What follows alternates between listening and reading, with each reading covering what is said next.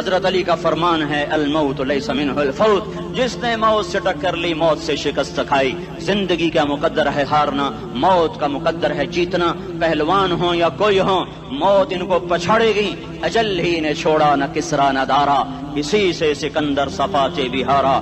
ہر ایک لے کے کیا کیا نہ حسرت ستارہ، پڑا رہ گیا سب یوں ہی ٹھاٹھ سارا۔ جگہ جی لگانے کی دنیا نہیں ہے، یہ عبرت کی جا ہے تماشا نہیں ہے۔ ملے خاک میں اہل شاں کیسے کیسے، جاؤ اسلام آباد کے قبرستان میں دیکھو، بڑے بڑے سیکٹری دفن ہیں، بڑے بڑے وزیر، بڑے بڑے جرنیل، بڑے بڑے ناز و انداز، بڑی مستیوں والے، بڑے ناچنے والے، گانے والے، شراب میں ڈوبنے والے۔ جاؤ جاؤ دیکھو ان کی ویران قبریں بتا رہی ہیں کہ یہ بھی قبریں اکڑ کے چلتے تھے، مستی میں چلتے تھے۔ ان کے کیڑے بھی مر چکے ہوں گے جن کیڑوں نے انہیں کھایا ہوگا، ان کی ہڈیوں کو قبر نے کھلا دیا ہوگا اور ریت کا برادہ بنا دیا ہوگا۔ جو کہا کرتے تھے اسلام آباد ہمارے کندھوں پر ہے، ان کی قبریں عبرت کا نشان ہیں۔ پکار پکار کر کہہ رہی ہیں کہ ملے خاک میں اہل شاں کیسے کیسے، ہوئے نامور بے نشاں کیسے کیسے، زمین کھا گئی آسماں کیسے کیسے۔ جگہ جی لگانے کی دنیا نہیں ہے، یہ عبرت کی جا ہے تماشا نہیں ہے۔ یہی تجھ کو دن ہے رہوں سب سے اعلیٰ، زینت نرالی ہو فیشن نرالا۔ جیا کرتا ہے کیا یوں ہی مرنے والا، تجھے حسن ظاہر نے دھوکے میں ڈالا۔ جگہ جی لگانے کی دنیا نہیں ہے، یہ عبرت کی جا ہے تماشا نہیں ہے۔ تجھے پہلے بچپن نے برسوں کھلایا، جوانی نے پھر تجھ کو مجنوں بنایا۔ کبھی گا رہے، کبھی ناچ رہے، کبھی شراب پی رہے، کبھی ادھر گر رہے، کبھی ادھر گر رہے۔ جوانی نے پھر تجھ کو مجنوں بنایا، بڑھاپے نے پھر آ کے کیا کیا ستایا۔ بیٹا بھی کہہ رہا مر جائے بابا، بیٹی بھی کہہ رہی ہے مر جائے ابا، بیگم بھی کہہ رہی ہے مر جائے بڈھا، جان نہیں چھوڑتا۔ مولوی صاحب دعا کرو اللہ ہمارے ابا پر رحم کر دے۔ کیا مطلب رحم کر دے؟ ہماری جان چھوڑے جائے قبر میں۔ جن کے لیے تو نے ہزاروں مال اکٹھے کیے، کبھی رشوت سے، کبھی جھوٹ سے، کبھی دغابازی سے، کبھی فریب سے، کبھی کھوٹ سے، کبھی ظلم سے، کبھی ستم سے، کبھی کسی کے پیٹ میں پنجے گاڑ کے، کبھی کسی کی بیٹی سے چنی اتار کر، کبھی کسی کے منہ سے نوالا چھین کر، کبھی کسی کی زندگی کے چراغ کھل کر کے، کبھی کسی کے گھر کے چراغ بجھا کر۔ جو تو نے اپنے سونے چاندی کے محل تعمیر کیے اور اپنے بچوں کے لیے سہانے خواب دیکھے، آج وہی تجھے ڈس رہے ہیں کالے ناک کی طرح۔ تیری ہائے پہ کوئی حرام کھانے والی اولاد کبھی ماں باپ کا سہارا نہیں بن سکتی۔ حرام پیسے کے گھر کبھی آباد نہیں ہو سکتے۔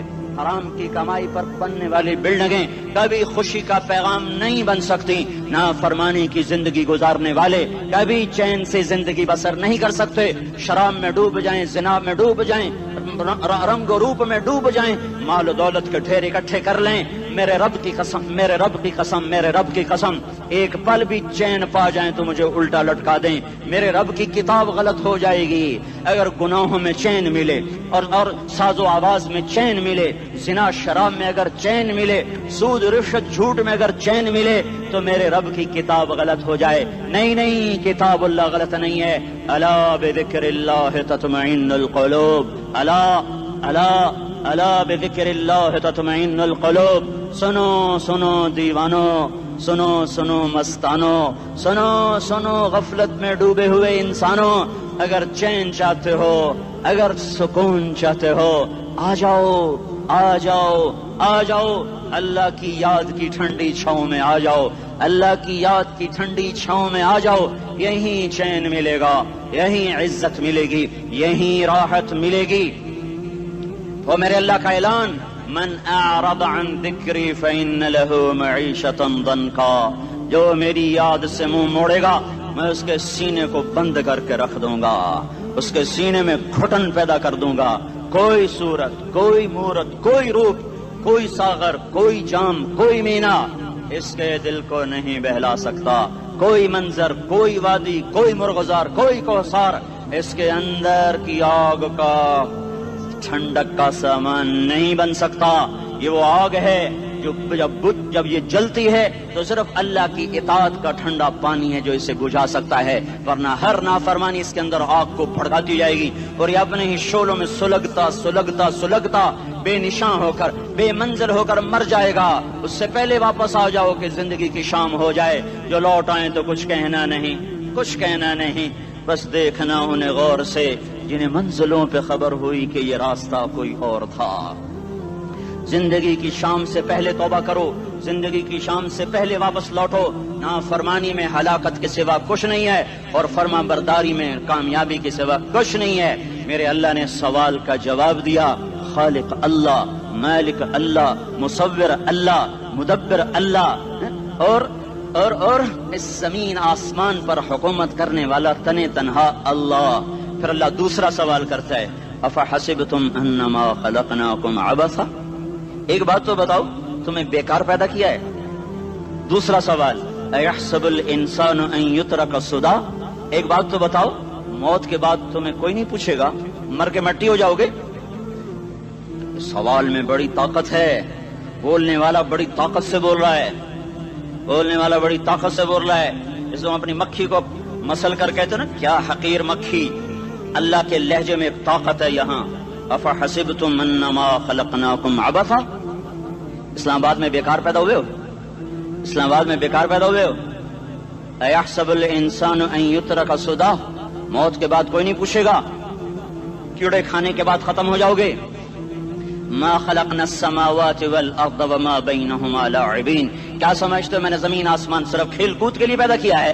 اب پھر یہاں اللہ نے ہمیں اٹکا دیا، بتاؤ کیوں پیدا کیا ہے، بتاؤ کیوں آئے ہو، کیوں زمین بنی، کیوں آسمان کی چھت تانی گئی، کیوں تو گندے پانی سے اس روپ میں آیا، اور کیوں چلتے چلتے تجھے موت نے آ کے دبوچا اور تجھے زیر زمین پہنچایا، کیوں ہے، کیوں ہے؟ کسی کے پاس کوئی جواب نہیں ہے، کوئی جواب نہیں ہے، کوئی جواب نہیں ہے، اللہ خود اس کا جواب دیتا ہے، وما خلقت الجن والانس الا لیعبدون، تمہیں پیدا کیا ہے دیکھنا چاہتا ہوں، میرے بندے بن کے چلتے ہو کہ نہیں چلتے ہو؟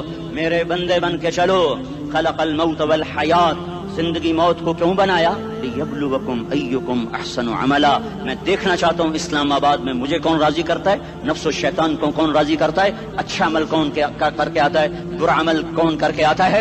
انا جعلنا ما علی الارض زینۃ لها لنبلوہم ایہم احسن عملا، میں نے جو اسلام آباد کو خوبصورت بنایا، اور بڑے خوبصورت پہاڑیاں، اور اوپر مری کی پہاڑیاں، سوات کالام کی پہاڑیاں، وادیاں، میدان کوثر، یہ میں نے اس لیے سب کچھ بنایا ہے کہ میں تمہیں دیکھنا چاہتا ہوں کہ تم میں خوبصورت اور اچھا عمل کون کرتا ہے۔